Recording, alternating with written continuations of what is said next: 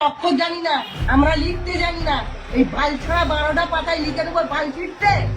আর এই জন্য পাড়া লক্ষ্মীর ভান্ডার করিনি, একবার ছাড়া 10 বার যেতে হয় বলে লক্ষ্মীর ভান্ডার করে আমি টাকা নিইনি।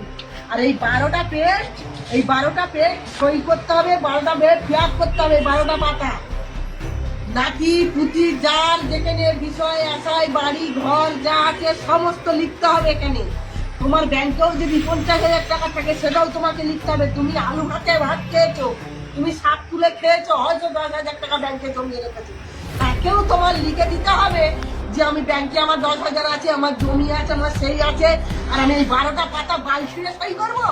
হ্যাঁ,